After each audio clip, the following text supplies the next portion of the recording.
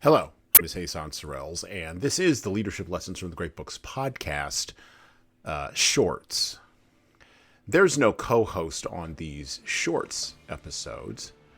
These are now around 2 to 4 minute, sometimes as long as 6 to 10 minute observations, ideas, thoughts, or rants about the literature, philosophy, psychology, and even the theology of leadership.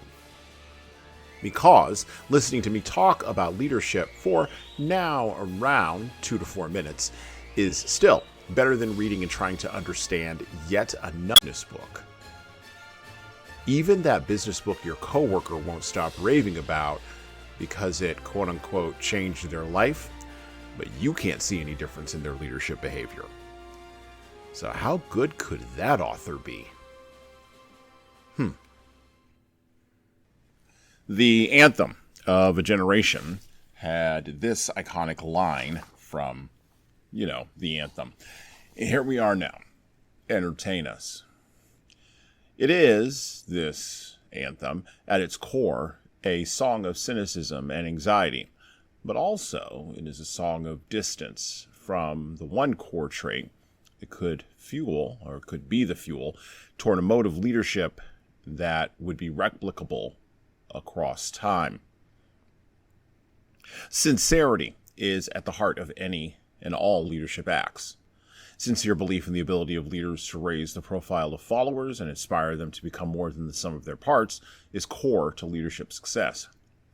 Sincere effort put forth to engender trust and to reduce or eliminate social or moral or cultural or political environments where an absence of high levels of mistrust, or where high levels of mistrust can grow, is essential for success.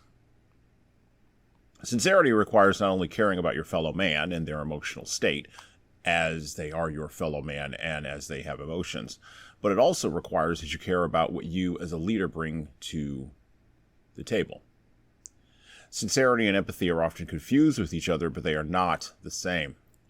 Empathy can be, and often is in our current leadership culture, weaponized for the purpose of manipulating other people. But sincerity requires genuine, unshakable belief. It also requires you to be a bit vulnerable. And belief requires faith. Not in the permanence of people or institutions, those can and often do fail, but in the permanence of a power higher than that which shows up merely to entertain. Also, faith in the permanence of things and institutions that have withstood the test of time, like family, tradition, and community. The generation in leadership right now, Generation X, standing as an exemplar to the world, to the next two generational cohorts of what leadership should show up like in the world, must finally, at this time in history, abandon its long-held facade, well worn over the last 30 years of cultural warring in the West, that facade of distant cynicism, and they must adopt the sincerity designed to actually care about leading people. And well, that's it for me. Thank you for listening to the Leadership Lessons from the Great Books podcast today. And now that you've made it this far, you should subscribe to the audio version of this show on all the major podcast players, including Apple iTunes, Spotify, YouTube Music, and everywhere else where podcasts are available. There's also a video version of our podcast on our YouTube channel. Like and subscribe to the video version of this podcast on the Leadership Toolbox channel on YouTube.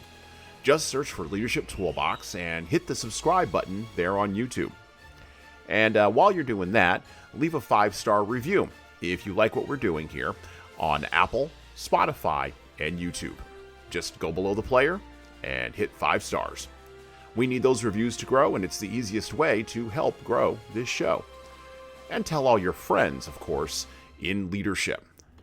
By the way, if you don't like what we're doing here, well, you can always listen to another leadership show. There are several other good ones out there. At least that's what I've heard. All right. Well, that's it for me.